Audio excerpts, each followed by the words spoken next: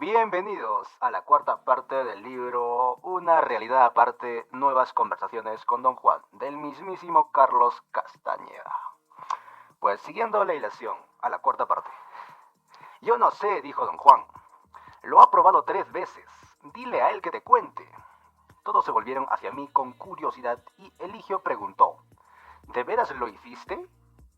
Sí, lo hice, dije. Al parecer, Don Juan había ganado un asalto con su público. Estaban interesados en oír mi experiencia, o bien eran demasiado corteses como para reírse en mi cara. Sarcástico. ¿No te cortó la boca?, preguntó Lucio. Sí, y también tenía un sabor espantoso, dije. Entonces, ¿por qué lo comiste?, preguntó Benigno. Empecé a explicar en términos elaborados que para un occidental el conocimiento de Don Juan que Don Juan tenía del peyote era una de las cosas más fascinantes que podían hallarse. Añadí luego que cuanto él había dicho al respecto era cierto y que cada uno de nosotros podía verificarlo por sí mismo. Advertí que todos sonreían como ocultando un desdén. Me puse muy incómodo. Tenía conciencia de mi torpeza para transmitir lo que realmente pensaba, o creía, ¿no?, en ese momento. Hablé un rato más, pero había perdido el ímpetu, y solo repetí lo que ya Don Juan había dicho. Entonces, Don Juan acudió en mi ayuda y preguntó en tono confortante: «Tú no andabas buscando un protector cuando te encontraste por primera vez a Mezcalito, ¿verdad?» Les dije que no sabía que Mezcalito pudiera ser un protector, y que solo me movían mi curiosidad y un gran deseo de conocerlo. Don Juan reafirmó que mis intenciones habían sido impecables y dijo que a causa de ello Mezcalito tuvo un efecto benéfico sobre mí. «Pero te hizo vomitar y orinar por todas partes, ¿no?», insistió Genaro. Le dije que, en efecto, me había afectado de tal manera. Todos rieron en forma contenida. Sentí que su desdén hacia mí había crecido más aún. No parecían interesados, con excepción de Eligio, que me observaba fijamente. «¿Qué viste?», preguntó. Don Juan me instó a narrarles todos, o casi todos, los detalles salientes de mis experiencias, de modo que describí la secuencia y la forma de lo que había percibido cuando terminé de hablar. Lucio hizo un comentario. «Te sacó la...». «Qué bueno que yo nunca lo he comido», dijo. «Es lo que les decía», dijo Genaro abajea. «Esa chingadera lo vuelve a uno loco». «Pero Carlos no está loco ahora. ¿Cómo explicas eso?», preguntó Don Juan a Genaro. «¿Y cómo sabemos que no está?», replicó Genaro. Todos soltaron la risa, inclusive Don Juan. «¿Tuviste miedo?», preguntó Benigno. «Claro que sí», le respondí. «Entonces, ¿por qué lo hiciste?», preguntó Eligio nuevamente. «Dijo que quería saber», repuso Lucio en mi lugar. «Yo creo que Carlos se está volviendo como mi abuelo. Los dos han estado diciendo que quieren saber, pero nadie sabe qué carajos quieren saber». «Es imposible explicar eso», dijo Don Juan a Eligio, «porque es distinto para cada hombre. Lo único que es igual para todos nosotros es que Mezcalito revela sus secretos en forma privada a cada hombre. Porque yo sé cómo se siente Genaro. No le recomiendo que busque a Mezcalito. Sin embargo, pese a mis palabras o a lo que él siente, Mezcalito podría crearle un efecto totalmente benéfico. Pero solo él lo puede averiguar, y ese es el saber del que yo he estado hablando». Don Juan se puso de pie y dijo: «Es hora de irse. Lucio está borracho y Víctor ya se durmió». Bueno, 2 días después, el 6 de septiembre, Lucio, Benigno y Eligio fueron a la casa donde yo me alojaba, para que saliéramos de cacería. Permanecieron en silencio un rato mientras yo seguía escribiendo mis notas. Entonces Benigno rió cortésmente como advertencia de que iba a decir algo muy importante. Tras un embarazoso silencio, rió de nuevo y dijo: «Aquí Lucio dice que quiere comer peyote». «¿De veras lo harías?», pregunté. «Sí, me da igual hacerlo o no hacerlo». La risa de Benigno brotó a borbollones. «Lucio dice que él come peyote si tú le compras una motocicleta». Lucio y Benigno se miraron y echaron a reír. «¿Cuánto cuesta una motocicleta en los Estados Unidos?», preguntó Lucio. «Probablemente la conseguirías en $100, dije. «Eso no es mucho por allá, ¿verdad? Podrías conseguírsela fácilmente, ¿no?», preguntó Benigno. «Bueno, déjame preguntarle primero a tu abuelo», dije a Lucio. No, protestó. «Ni se lo menciones. Lo va a echar todo a perder. Es bien raro. Y además está muy viejo y muy chocho y no sabe lo que hace». «Antes era un brujo de los buenos», añadió Benigno. «Digo, de a de veras. En mi casa dicen que era el mejor. pero se las dio de peyotero y acabó mal. Ahora ya está muy viejo.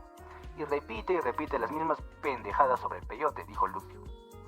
Ese peyote es pura mierda, dijo Benigno. ¿Sabes? Lo probamos una vez. Lucio le sacó a su abuelo un costal entero de peyote. Una noche que íbamos al pueblo lo mascamos. ¡Hijo de puta! Me hizo pedazos la boca. Tenía un sabor de la chingada. ¿Lo tragaron?, pregunté. Lo escupimos, dijo Lucio, y tiramos todo el pinche costal. Ambos pensaban que el incidente era muy chistoso. Eligio, mientras tanto, no había dicho una palabra. Estaba apartado, como de costumbre, ni siquiera se rió. ¿A ti te gustaría probarlo, Eligio?, pregunté. No, yo no, ni por una motocicleta, dijo. Lucio y Benigno hallaron la frase absolutamente chistosa y rugieron de nuevo. Sin embargo, continuó Eligio. Tengo que decir que don Juan me intriga. Mi abuelo es demasiado joven para saber nada, dijo Lucio con gran convicción. Sí, es demasiado viejo, resonó Benigno. La opinión que los dos jóvenes tenían de don Juan me parecía pueril e infundada. Sentí que era mi deber salir en defensa de su reputación y les dije que, en mi opinión, don Juan era entonces, como lo había sido antes, un gran brujo, tal vez incluso el más grande de todos. Dije que sentía en él algo en verdad extraordinario. Los insté a recordar que don Juan, teniendo más de 70 años, poseía mayor fuerza y energía que todos nosotros juntos. Reté a los jóvenes a comprobarlo, tratando de tomar por sorpresa a don Juan. A mi abuelo nadie lo agarra desprevenido, dijo Lucio orgullosamente. Es brujo, le recordé que lo habían llamado viejo y chocho y que un viejo y chocho pues, no sabe lo que pasa en su derredor. Dije que la presteza de don Juan me había maravillado en repetidas ocasiones. Nadie puede tomar por sorpresa a un brujo, aunque sea viejo, dijo Benigno con autoridad. Lo que sí, pueden caerle en montón cuando esté dormido. Eso le pasó a un tal Cebicas. La gente se cansó de sus malas artes y lo mató. Les pedí detalles de aquel evento, pero me dijeron que había ocurrido años atrás, cuando eran aún muy chicos. Eligio añadió que en el fondo la gente creía que Cebicas había sido solamente un charlatán, pues nadie podía dañar a un brujo de verdad. Traté de seguir interrogándolo sobre sus opiniones acerca de los brujos. No parecían tener mucho interés en el tema. Además, estaban ansiosos de salir a disparar el rifle 22 que yo llevaba. Guardamos silencio un rato mientras caminábamos hacia el espeso chaparral. Luego Eligio, que iba a la cabeza de la fila, se volvió a decirme: a lo mejor los locos somos nosotros. A lo mejor don Juan tiene razón. Mira nada más cómo vivimos. Lucio y Benigno protestaron. Yo intenté mediar. Apoyé a Eligio y les dije que yo mismo había sentido algo erróneo en mi manera de vivir. Benigno dijo que yo no tenía motivo para quejarme de la vida, que tenía dinero y coche. Repuse que yo fácilmente podría decir que ellos mismos estaban mejor porque cada uno poseía un trozo de tierra. Respondieron al unísono que el dueño de su tierra era el Banco Ejidal. Les dije que yo tampoco era dueño de mi coche, que el propietario era un banco californiano y que mi vida era solo distinta a las suyas, pero no mejor. Para entonces ya estábamos en los matorrales densos. No hallamos venados ni jabalíes, pero cobramos 3 liebres. Al regreso nos detuvimos en casa de Lucio y él anunció que su esposa haría guisado de liebre. Benigno fue a la tienda a comprar una botella de tequila y a traernos refrescos. Cuando volvió, don Juan iba con él. ¿Hallaste a mi abuelo tomando cerveza en la tienda?, preguntó Lucio riendo. No he sido invitado a esta reunión, dijo don Juan. Solo pasé a preguntarle a Carlos si siempre se va a Hermosillo. Le dije que planeaba salir al día siguiente y mientras hablábamos, Benigno distribuyó las botellas. Eligio dio la suya a don Juan, y como entre los yaquis, rehusar algo, aún como cumplido, es una descortesía mortal. Don Juan la tomó en silencio. Yo di la mía a Eligio, y él se vio obligado a tomarla. Benigno a su vez me dio su botella. Pero Lucio, que obviamente había visualizado todo el esquema de buenos modales yaquis, ya había terminado de beber su refresco. Se volvió a Benigno, que lucía una expresión patética, y dijo riendo: «Te chingaron tu botella». Don Juan dijo que él nunca bebía refresco, y puso su botella en manos de Benigno. Quedamos en silencio, sentados bajo la ramada. Eligio parecía nervioso. Jugueteaba con el ala de su sombrero. He estado pensando en lo que decía usted la otra noche, dijo a don Juan.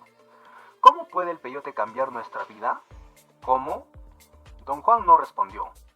Miró fijamente a Eligio durante un momento y luego empezó a cantar en yaqui. No era una canción propiamente dicha, sino una recitación corta. Permanecimos largo rato sin hablar. Luego pedí a don Juan que me tradujese las palabras yaquis. Eso fue solamente para los yaquis, dijo con naturalidad.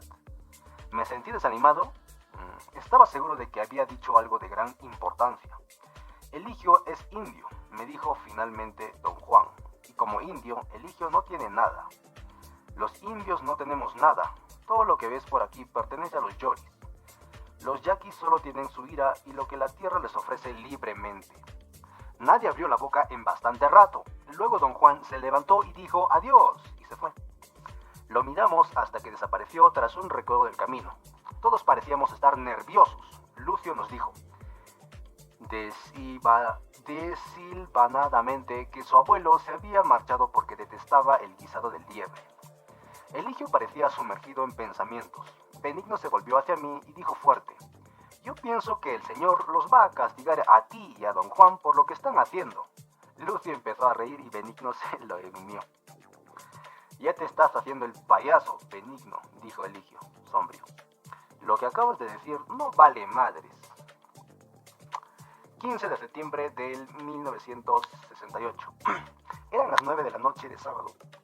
Don Juan estaba sentado frente a Eligio, en el centro de la ramada, en casa de Lucio. Don Juan puso entre ambos su saco de botones de peyote y cantó meciendo ligeramente su cuerpo hacia atrás y hacia adelante. Lucio, Benigno y yo nos hallábamos cosa de medio metro detrás de Eligio, sentados con la espalda contra la pared. Al principio la oscuridad fue completa. Habíamos estado dentro de la casa, a la luz de la linterna de gasolina, esperando a don Juan. Al llegar, él nos hizo salir a la ramada y nos dijo dónde sentarnos. Tras un rato mis ojos se acostumbraron a lo oscuro. Pude ver claramente a todos. Advertí que Eligio parecía aterrado. Su cuerpo entero temblaba, sus dientes castañeteaban en forma incontrolable. Sacudidas espasmódicas de su cabeza y su espalda lo convulsionaban. Don Juan le habló diciéndole que no tuviera miedo y confiase en el protector y no pensara en nada más. Con ademán despreocupado tomó un botón de peyote, lo ofreció a Eligio y le ordenó mascarlo muy despacio. Eligio gimió como un perrito y retrocedió. Su respiración era muy rápida, sonaba como el resoplar de un fuelle. Se quitó el sombrero y enjugó la frente. Se cubrió el rostro con las manos. Pensé que lloraba. Transcurrió un momento muy largo y tenso antes de que recuperara algún dominio de sí. Enderezó la espalda y, aún cubriéndose la cara con una mano, tomó el botón de peyote y comenzó a mascarlo. Sentí una aprensión tremenda. No había advertido hasta entonces que acaso me hallaba tan asustado como Eligio. Mi boca tenía una sequedad similar a la que produce el peyote. Eligio mascó el botón durante largo rato. Mi tensión aumentó. Empecé a gemir involuntariamente mientras mi respiración se aceleraba. Don Juan empezó a canturrear más alto. Luego ofreció otro botón a Eligio y cuando Eligio lo hubo terminado le ofreció la fruta seca y le indicó mascarla poco a poco. Eligio se levantó repetidas veces para ir a los matorrales. En determinado momento pidió agua.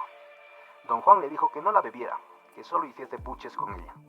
Eligio masticó 2 botones más y don Juan le dio carne seca. Cuando hubo mascado su 10º botón, yo estaba casi enfermo de angustia. De pronto, Eligio cayó hacia adelante y su frente golpeó el suelo. Rodó sobre el costado izquierdo y se sacudió convulsivamente. Miré mi reloj, eran las 11:20. Eligio sacudió, se bamboleó y gimió durante más de 1 hora tirado en el suelo, revolcándose como un puerco. Don Juan mantuvo la misma posición frente a él. Sus canciones de peyote eran casi un murmullo. Benigno, sentado a mi derecha, parecía distraído. Lucio, junto a él, se había dejado caer de al lado y roncaba. El cuerpo de Eligio se contrajo a una posición retorcida. Yacía sobre el costado izquierdo de frente hacia mí, con las manos entre las piernas. Dio un poderoso salto y se volvió sobre la espalda, con las piernas ligeramente curvadas. Su mano izquierda se agitaba hacia afuera y hacia arriba, con un movimiento libre y elegante en extremo. La mano derecha repitió el mismo diseño, y luego ambos brazos alternaron en un movimiento lento, ondulante, parecido al de un arpista.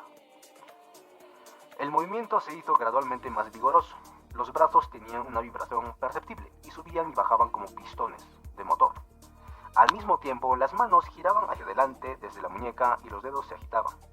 Era un espectáculo bello, armonioso e hipnótico. Pensé que su ritmo y su dominio muscular estaban más allá de toda comparación. Entonces Eligio se levantó despacio, como si se estirara contra una fuerza envolvente. Su cuerpo temblaba, se sentó en cuclillas y luego empujó hasta quedar erecto. Sus brazos, tronco y cabeza vibraban como si los atravesase una corriente eléctrica intermitente. Era como si una fuerza ajena a su control lo asentara o lo impulsase hacia arriba. El canto de Don Juan se hizo muy fuerte. Lucio y Benigno despertaron y miraron sin interés la escena durante un rato y luego volvieron a dormir. Eligio parecía moverse hacia arriba. Al parecer estaba escalando. Ahuecaba las manos para agarrarse a objetos, más allá de mi visión. Se empujó hacia atrás e hizo una pausa para recuperar el aliento. Queriendo ver sus ojos me acerqué más a él, pero Don Juan me miró con fiereza y retrocedí a mi puesto. Y casi la curiosidad mató al gato. Dice Carlos. Entonces Eligio saltó. Fue un salto formidable, definitivo. Al parecer había llegado a su meta. Resoplaba y sollozaba con el esfuerzo. Parecía asido a un borde, pero algo iba alcanzándolo. Chilló desesperado. Sus manos se aflojaron y empezó a caer. Su cuerpo se arqueó hacia atrás y un hermosísimo escarceo coordinado lo convulsionó de la cabeza a los pies. La oleada lo atravesó unas 100 veces antes de que su cuerpo se desplomara como un costal sin vida. Tras un rato, extendió los brazos hacia el frente, como protegiendo su rostro, mientras yacía sobre el pecho. Sus piernas se estiraron hacia atrás, estaban arqueadas a unos centímetros del suelo, dando al cuerpo la apariencia exacta de deslizarse o volar a una velocidad increíble. La cabeza estaba arqueada hacia atrás, a todo lo que daba, los brazos unidos sobre los ojos, escudándolos. Podía yo sentir el viento silbando en torno suyo. Boqueé y di un fuerte grito involuntario. Y nuevamente, Lucho y Benigno despertaron y miraron con curiosidad a Eligio. «Si me compras una moto, lo masco ahorita», dijo Lucio en voz alta. Miré a Don Juan. Él hizo un gesto imperativo con la cabeza. «¡Hijo de puta!», masculló Lucio y volvió a dormirse. Eligio se puso de pie y echó a andar. Dio unos pasos hacia mí y se detuvo. Pude verlo sonreír con una expresión beatífica. Trató de silbar. El sonido no era claro, pero tenía armonía. Era una tonada. Constaba solamente de un par de barras repetidas una y otra vez. Tras un rato el silbido se hizo nítidamente audible y luego se convirtió en una melodía aguda. Eligio murmuraba palabras ininteligibles. Las palabras parecían ser la letra de la tonada. La repitió durante horas. Una canción muy sencilla, repetitiva, monótona, pero extrañamente bella. Al cantar, Eligio parecía estar mirando algo. En cierto momento se acercó mucho a mí. Vi unos ojos en la semioscuridad. Estaban vidriosos, transfigurados. Sonrió y soltó una risita. Caminó y tomó asiento y caminó de nuevo gruñendo y suspirando.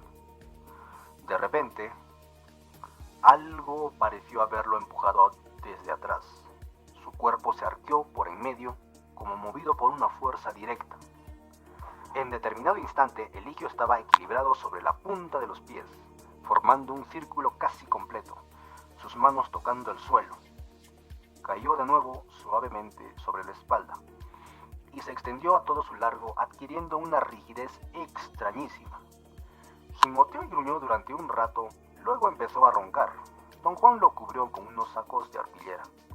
Ya eran las 5:35 de la mañana. Lucio y Benigno dormían hombro contra hombro, recargados en la pared.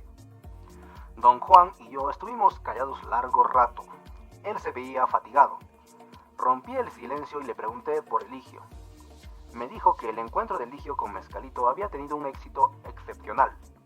Mescalito le había enseñado una canción en su primer encuentro y eso era ciertamente extraordinario. Le pregunté por qué no había dejado a Lucio tomar peyote a cambio de una motocicleta. Dijo que Mescalito había matado a Lucio si éste se le hubiera acercado, bajo tales condiciones. Don Juan admitió haber preparado todo cuidadosamente para convencer a su nieto. Me dijo que había contado con mi amistad con Lucio como parte central de su estrategia. Dijo que Lucio había sido siempre su gran preocupación y que en una época ambos vivieron juntos y estaban muy unidos. Pero Lucio enfermó gravemente a los 7 años y el hijo de Don Juan, católico devoto, prometió a la Virgen de Guadalupe que Lucio ingresaría en una sociedad sagrada de danzantes si su vida se salvaba. Lucio se recobró y fue obligado a cumplir el juramento durante una semana como aprendiz y luego se resolvió a romper el voto. Pensó que moriría a resultas de esto. Templó su ánimo y durante un día entero esperó la llegada de su muerte. Todo el mundo se burló del niño y el incidente jamás se olvidó. Don Juan pasó largo rato sin hablar. Parecía haber sido cubierto por un mar de pensamientos. Mi trampa era para Lucio, dijo, y en vez de él hallé a Eligio. Yo sabía que no tenía caso, pero cuando se quiere a alguien debemos insistir como se debe, como si fuera posible rehacer a los hombres. Lucio tenía valor cuando era niño y luego lo perdió a lo largo del camino. ¿No puede usted embrujarlo, don Juan? ¿Embrujarlo? ¿Para qué? Para que cambie y recobre su valor, dije. La brujería no se usa para dar valor. El valor es algo personal. La brujería es para volver a la gente inofensiva o enferma o tonta. No se embruja para ser guerreros. Para ser guerrero hay que ser claro como el cristal, igual que Eligio. Ahí tienes a un hombre de valor. Eligio roncaba apaciblemente bajo los costales. Despuntaba el día. El cielo era de un azul impecable. No había nubes a la vista. Daría cualquier cosa en este mundo, dije, por saber del viaje de Eligio. ¿Se opondría usted a que yo le pidiera que me lo contara? Bajo ninguna circunstancia debes pedirle eso, dijo. ¿Por qué no?, pregunté. Yo le cuento a usted todas mis experiencias. Eso es distinto. No es tu inclinación guardarte las cosas para ti solo. Eligio es indio. Su viaje es todo lo que tiene. Ojalá hubiera sido Lucio. ¿No hay nada que pueda hacer usted, don Juan? No, por desgracia, no hay manera de hacerles huesos a las aguamalas. Fue solo mi desatino. Salió el sol, su luz empañó mis ojos cansados. Me ha dicho usted muchas veces, don Juan, que un brujo no puede permitirse desatinos. Jamás pensé que tuviera usted alguno. Don Juan me miró con ojos penetrantes, se levantó, miró a Eligio y luego a Lucio. Se encajó el sombrero en la cabeza, palmeándolo en la copa, y dijo: es posible insistir como es debido, aunque sepamos que lo que hacemos no tiene caso, dijo sonriendo. Pero primero debemos saber que nuestros actos son inútiles, y luego proceder como si no lo supiéramos. Eso es el desatino controlado de un brujo. ¡Tatán! Capítulo 5. El 5 de octubre de 1968 regresé a casa de don Juan con el único propósito de interrogarlo sobre los hechos en torno a la iniciación de Eligio. Al releer el encuentro de lo que tuvo lugar entonces, se me había ocurrido una serie de dudas casi interminables. Como buscaba explicaciones muy precisas, preparé de antemano una lista de preguntas, eligiendo cuidadosamente las palabras más adecuadas. Empecé por preguntarle: ¿vi aquella noche, don Juan? Estuviste a punto, dijo. ¿Vio usted que yo veía los movimientos de Eligio? Sí, vi que Mescalito te permitía ver parte de la lección de Eligio. De otro modo, habrías estado mirando un hombre allí sentado o quizás allí tirado. En el último mitote no notaste que los hombres hicieran nada, ¿o sí? En el último mitote yo no había advertido que ninguno de los participantes realizara movimientos fuera de lo común. Le dije que podía asegurar con certeza que todo cuanto había registrado en mis notas era que algunos se levantaban para ir a los matorrales más a menudo que otros. Pero casi viste toda la lección de Eligio, prosiguió don Juan. Piensa en eso. ¿Entiendes ahora lo generoso que es contigo Mezcalito? Mezcalito jamás ha sido tan bueno con nadie, que yo sepa, con nadie. Y tú, sin embargo, no tienes en cuenta su generosidad. ¿Cómo puedes volverle la espalda tan de golpe? O quizá debería decir, ¿a cambio de qué le devuelves la espalda a Mezcalito? Sentí que don Juan me acorralaba de nuevo. Me resultaba imposible responder su pregunta. Siempre había creído haber renunciado al aprendizaje para salvarme, pero no tenía idea de qué era aquello, de lo que me salvaba, ni para qué. Quise cambiar de inmediato el sentido de nuestra conversación y para tal fin abandoné la intención de proseguir con mis preguntas premeditadas y expuse mi duda más importante. ¿Acaso podría usted decirme más acerca de su desatino controlado? Dije. ¿Qué quiere saber de eso? Dígame, por favor, don Juan, ¿qué es exactamente el desatino controlado? Don Juan rió fuerte y produjo un sonido chasqueante, golpeándose el muslo con la mano ahuecada. Esto es desatino controlado, dijo, y nuevamente rió y golpeó su muslo. ¿Qué quiere usted decir? Estoy feliz de que, al cabo de tantos años, finalmente me hayas preguntado por mi desatino controlado. Y sin embargo, no me hubiera importado en lo más mínimo si nunca hubieras preguntado. Pero he decidido sentirme feliz, como si me importara que me preguntases, como si importara que me importara. Eso es desatino controlado, hijo. Ambos reímos con ganas. Lo abracé. Su explicación me resultaba deliciosa, aunque no acababa de comprenderla. Como de costumbre, estábamos sentados en el área frente a la puerta de su casa. Mediaba la mañana. Don Juan tenía delante una pila de semillas y les estaba quitando la basura. Yo había ofrecido ayudarlo pero él rehusó. Dijo que las semillas eran un regalo para uno de sus amigos en Oaxaca y que yo tenía el poder suficiente para tocarlas. Yo no tenía el poder suficiente para tocarlas. ¿Con quiénes practica usted el desatino controlado, don Juan? Pregunté tras un silencio largo. Él chasqueó la lengua. Con todos, exclamó sonriendo. Entonces, ¿cuándo decide usted practicarlo? Cada vez que actúo. En ese punto sentí necesidad de recapitular y le pregunté si desatino controlado significaba que sus actos no eran nunca sinceros, sino solo actos de un actor. Mis actos son sinceros, dijo, pero solo son los actos de un actor. Entonces todo lo que usted hace debe ser desatino controlado, dije, verdaderamente sorprendido. Sí, todo, dijo él. Pero no puede ser cierto, protesté, que cada uno de sus actos sea únicamente eso. ¿Por qué no?, replicó con una mirada misteriosa. Eso significaría que nada tiene caso para usted y que nada ni nadie le importan en verdad. Yo, por ejemplo.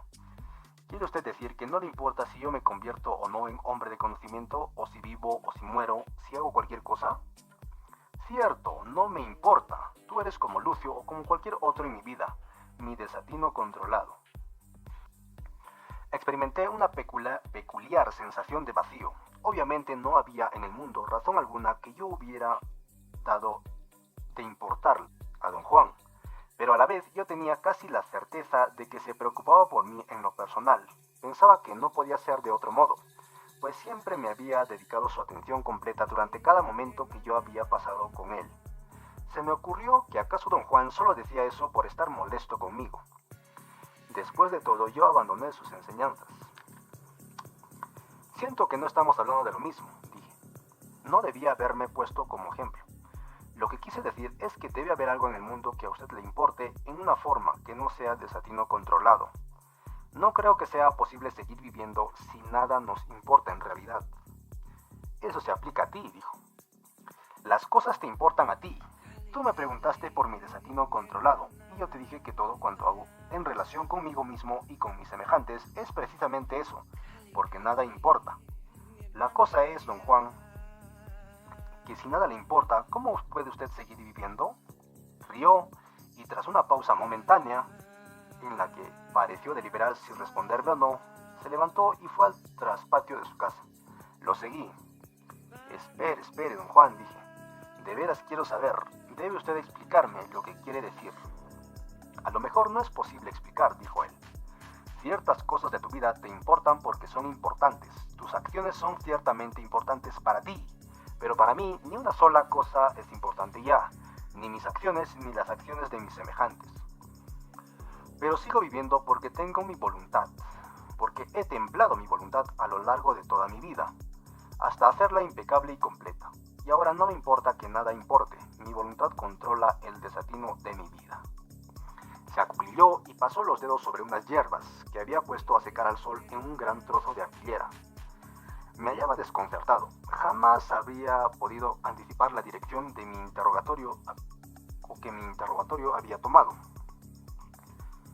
Tras una larga pausa, pensé en un buen punto. Le dije que, en mi opinión, algunos actos de mis semejantes tenían importancia suprema. Señalé que una guerra nuclear era definitivamente el ejemplo más dramático de un acto así. Dije que, para mí, destruir la vida en toda la faz de la Tierra era un acto de enormidad vertiginosa. ¿Crees eso porque estás pensando? Estás pensando en la vida, dijo don Juan con un brillo en la mirada. No estás viendo. ¿Me sentiría distinto si pudiera ver?, pregunté. Una vez que un hombre aprende a ver, se halla solo en el mundo, sin nada más que desatino, dijo don Juan en tono críptico. Hizo una pausa y me miró como queriendo juzgar el efecto de sus palabras. Tus acciones, así como las acciones de tus semejantes en general, te parecen importantes solo porque has aprendido a pensar que son importantes. Puso una inflexión tan peculiar en la palabra aprendido, que me forzó a inquirir a qué se refería con ella. Aprendemos a pensar en todo, dijo, y luego entrenamos nuestros ojos para mirar al mismo tiempo que pensamos las cosas que miramos. Nos miramos a nosotros mismos, pensando que ya somos importantes, y por supuesto tenemos que sentirnos importantes, pero luego, cuando uno aprende a ver, se da cuenta de que ya no puede uno pensar en las cosas que mira. Y si uno no puede pensar en lo que mira, todo se vuelve sin importancia. Don Juan debe haber notado mi expresión intrigada. Repitió sus aseveraciones 3 veces, como para hacerme comprenderlas. Lo que dijo me sonó al principio como un galimatías, pero al pensarlo cuidadosamente, sus palabras descollaron más bien como una declaración elaborada acerca de alguna faceta de la percepción. Intenté pensar en una buena pregunta que lo hiciera clarificar su argumento, pero no se me ocurrió nada. De un momento a otro me sentía exhausto y no podía formular con claridad mis pensamientos. Don Juan pareció notar mi fatiga y me dio unas palmaditas suaves. Limpia estas plantas aquí, dijo, y luego las desmenuzas con cuidado y las pones en este frasco. Me dio un frasco grande de café y se marchó. Volvió a su casa horas después, al atardecer. Yo había terminado de deshebrar sus plantas y tenido tiempo de sobra para escribir mis notas. Quise hacerle acto seguido algunas preguntas, pero no estaba de humor para responderme. Dijo que se moría de hambre y que primero debía preparar su comida. Encendió un fuego en su estufa de tierra y puso una olla con extracto de caldo de hueso. Atisbó en las bolsas de provisiones que yo había llevado y sacó unas verduras. Las cortó en trozos pequeños y las echó en la olla. Luego se acostó en su petate, se quitó los huaraches y me indicó sentarme más cerca de la estufa para alimentar el fuego. Estaba casi oscuro. Desde mi puesto podía ver el cielo hacia el oeste. Las orillas de unas espesas formaciones de nubes estaban teñidas de un color anteado profundo, mientras el centro de las nubes permanecía casi negro. Iba yo a comentar las bellezas de las nubes, pero él habló primero. Esponjosas por fuera y apretadas por dentro, dijo señalando a las nubes. Su frase encajaba tan a la perfección que me hizo saltar. En ese momento yo iba a hablarle de las nubes, dije. Entonces te gané, dijo, y rió con abandono infantil. Le pregunté si estaba de humor para responder algunas preguntas. ¿Qué quieres saber?, repuso. Lo que me dijo usted esta tarde acerca del desayuno controlado me ha inquietado muchísimo, dije. Realmente no puedo entenderlo. Claro que no puedes entenderlo, dijo. Estás tratando de pensarlo, y lo que yo dije no encaja con tus pensamientos. Estoy tratando de pensarlo, dije, porque esa es la única forma en que yo personalmente puedo entender cualquier cosa. Por ejemplo, don Juan, ¿dice usted que cuando uno aprende a ver, todo en el mundo entero carece de valor? No dije de valor, dije de importancia. Todo es igual y por lo tanto sin importancia. Por ejemplo, no hay manera de decir que mis actos son más importantes que los tuyos o que una cosa es más esencial que otra. Por lo tanto, todas las cosas son iguales y al ser iguales carecen de importancia. Le pregunté si estaba declarando que lo que había llamado ver era en efecto una manera mejor que el simple mirar las cosas. Dijo que los ojos del hombre podían realizar ambas funciones, pero ninguna era mejor que la otra. Sin embargo, educar los ojos nada más para mirar era en su opinión un desperdicio innecesario.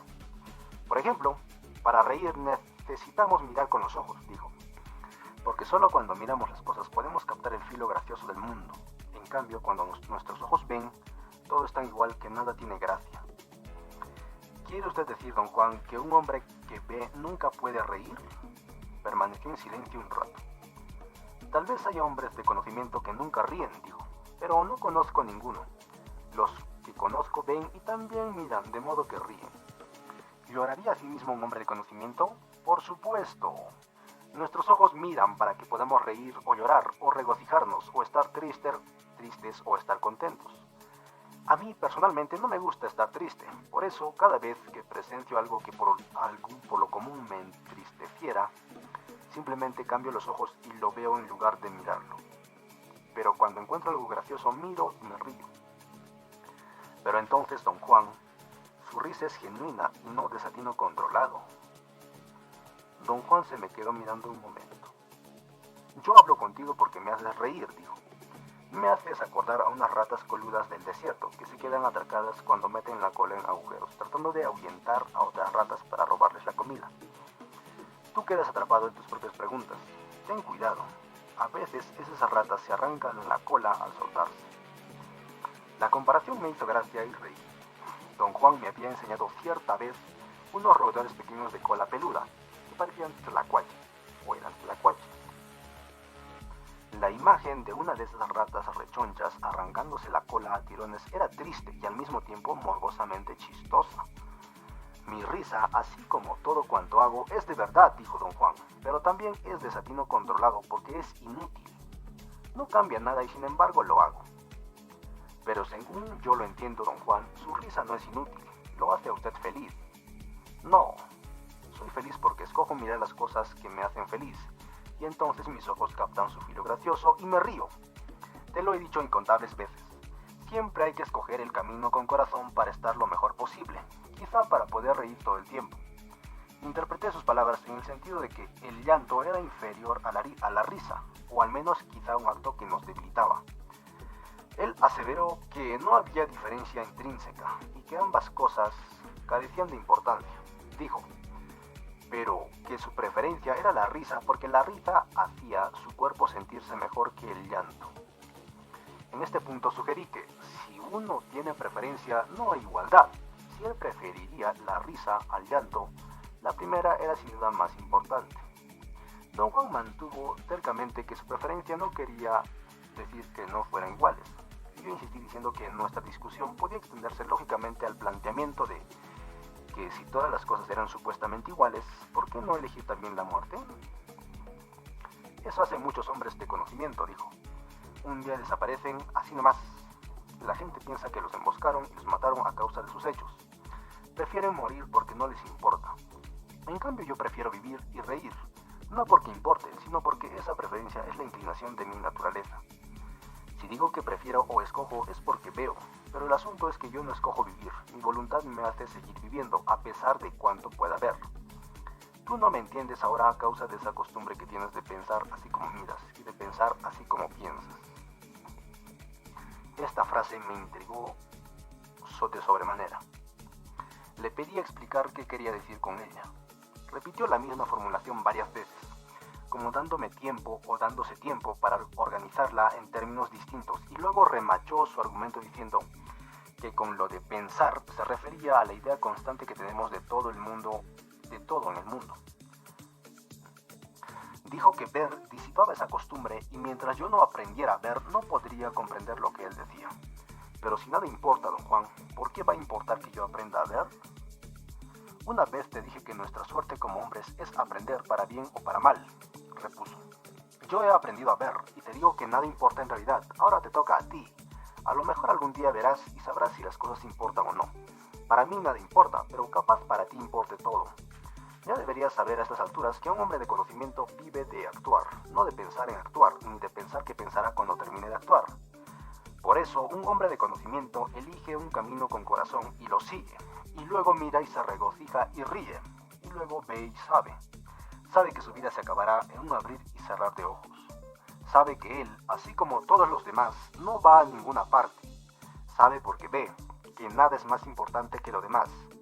En otras palabras, un hombre de conocimiento no tiene honor, ni dignidad, ni familia, ni nombre, ni tierra. Solo tiene vida que vivir y en tal condición, su única liga con sus semejantes es su desatino controlado.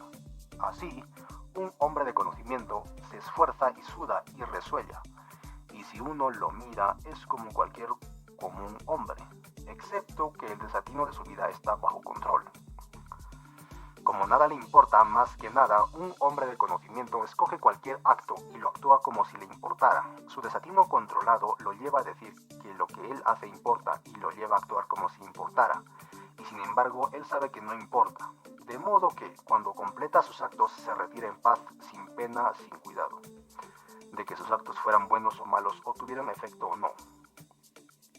Por otro lado, un hombre de conocimiento puede preferir quedarse totalmente impasible y no actuar jamás, y comportarse como si el ser impasible le importara de verdad. También eso será genuino y justo, porque eso es también su desatino controlado. En este punto me enredé en un esfuerzo muy complicado por explicar a don Juan mi interés en saber qué motivaría a un hombre de conocimiento a actuar en determinada forma a pesar de saber que nada importara.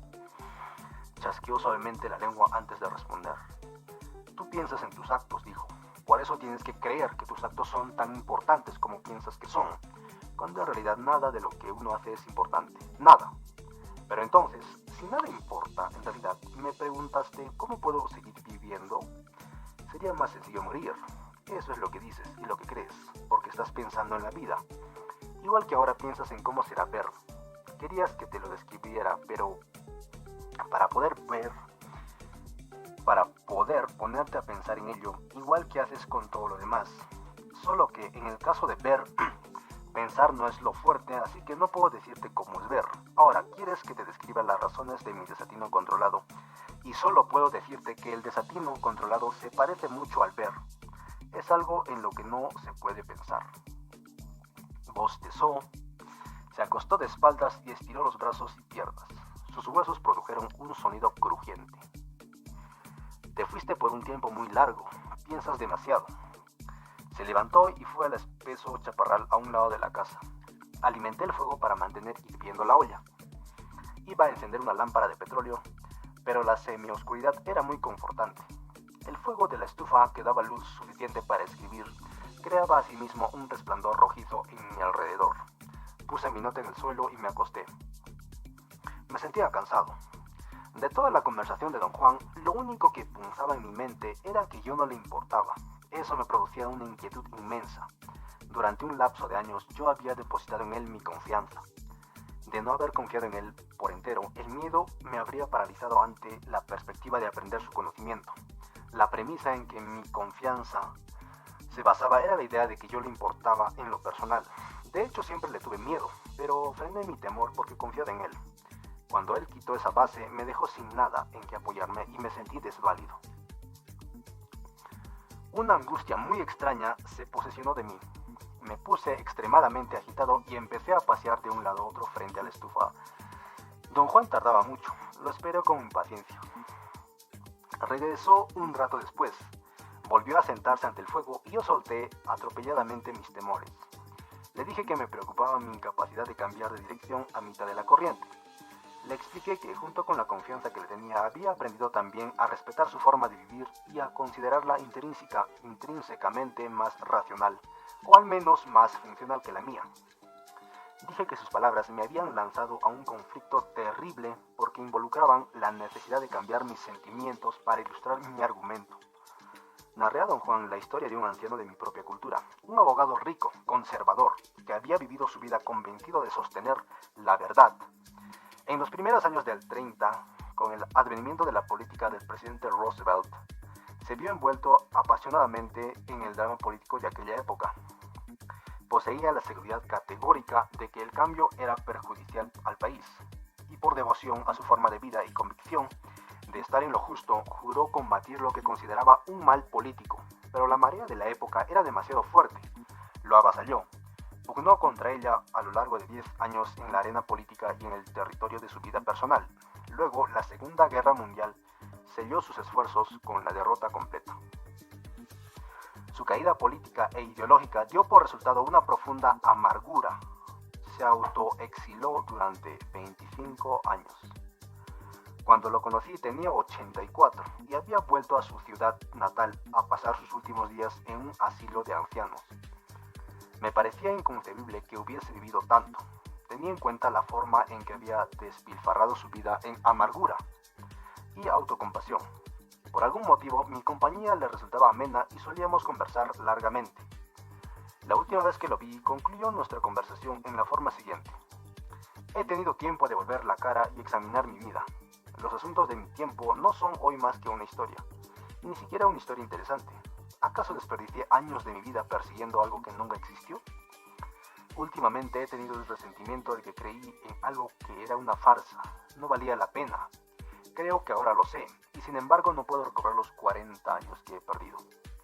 Dije a don Juan que mi conflicto surgía de las dudas a que me habían arrojado sus palabras sobre el desatino controlado.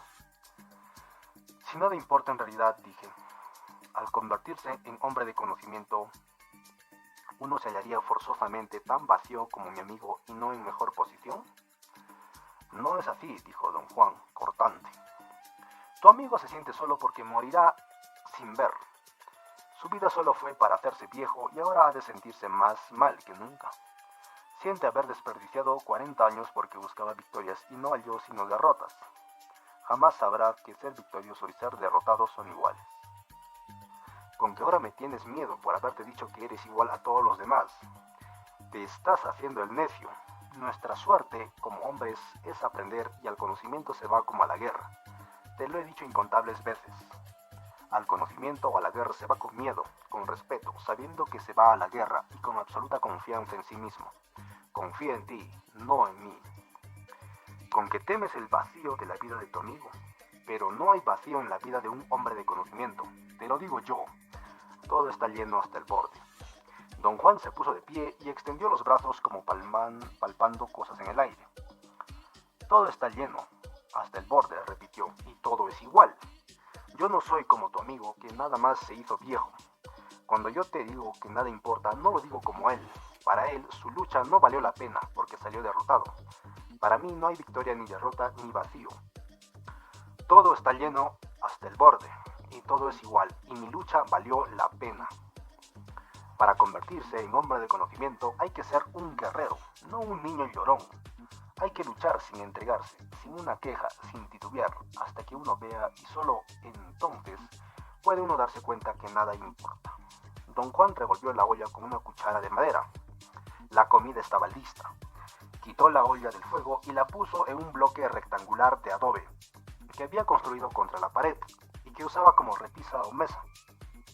Empujó con el pie 2 cajones pequeños que servían como sillas cómodas, especialmente si uno se recargaba contra las vigas que soportaban el muro. Me hizo seña de tomar asiento y sirvió un plato de sopa. Sonrió, sus ojos brillaban como si en verdad disfrutara mi presencia. Suavemente desvió el plato en mi dirección. Había en su gesto tal calor y bondad que parecía estarme pidiendo restaurar mi confianza en él. Me sentí idiota. Traté de romper mi pesadumbre mientras buscaba mi cuchara, pero no pude hallarla. La sopa estaba demasiado caliente para beberla del plato, y mientras se enfriaba pregunté a don Juan si desatino controlado quería decir que un hombre de conocimiento ya no podía querer a nadie. Dejó de comer y rió. ¿Te importa demasiado querer a los otros o que te quieran a ti?, dijo. Un hombre de conocimiento quiere, eso es todo. Quiere lo que se le antoja o a quien se le antoja, pero usa su desatino controlado para andar sin pena ni cuidado. Lo contrario de lo que tú haces ahora.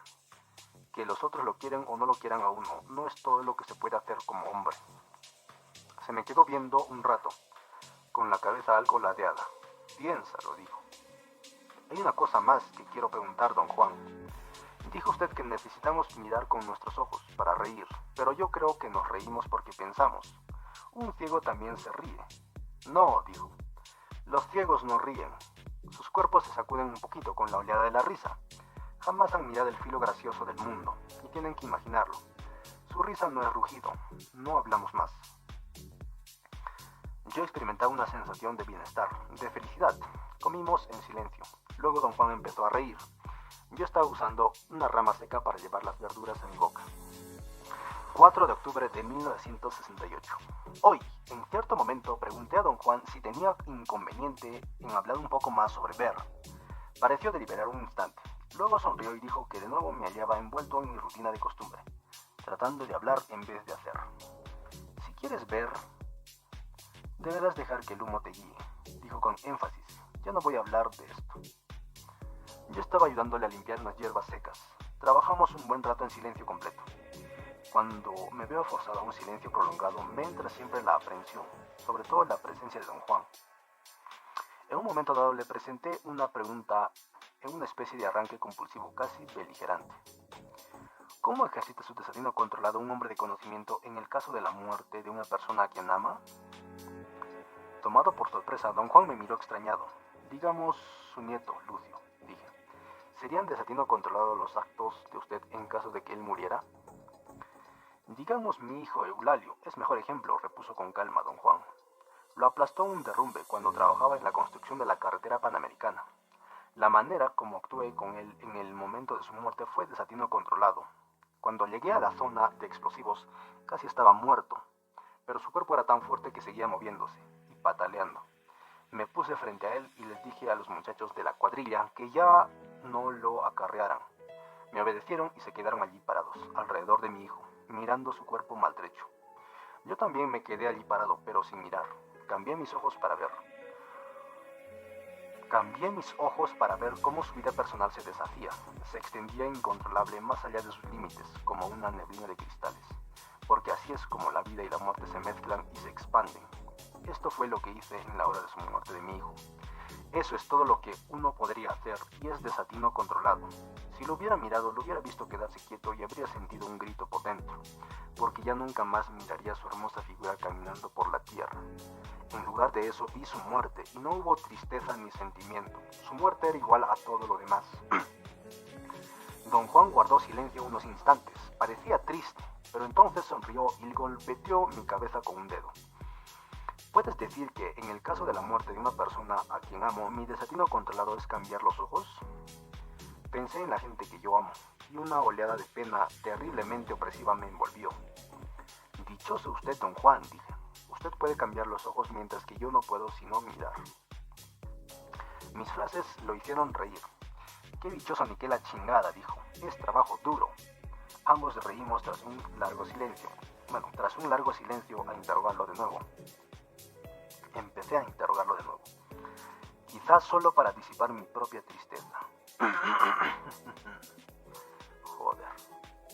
Entonces, don Juan, sí le he entendido correctamente, dije. Los únicos actos en la vida de un hombre de conocimiento que no son desatino controlados son aquellos que realiza con su aliado o con Mezcalito, ¿no es cierto? Es cierto, dijo chasqueando la lengua. Mi aliado y Mezcalito no están al nivel de nosotros los seres humanos. Mi desatino controlado se aplica solo a mí mismo y a los actos que realizo en compañía de mis semejantes. Sin embargo, dije, es una posibilidad lógica pensar que un hombre de conocimiento puede también considerar desatino controlado sus actos con su aliado o con Mezcalito, ¿verdad? Me miró un momento.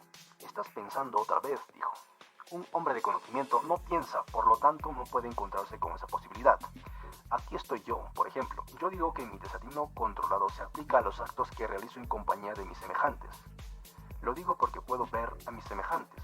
Sin embargo, no puedo ver a mi aliado, y eso lo hace incomprensible para mí. Así que, ¿cómo voy a controlar mi desatino si no lo veo? Con mi aliado o con Mezcalito, yo soy solamente un hombre que sabe cómo ver y se desconcierta con lo que ve. Un hombre que sabe que jamás entenderá todo lo que lo rodea. Ahí estás tú, por ejemplo. A mí no me importa si te haces o no hombre de conocimiento. Sin embargo, a Mezcalito le importa.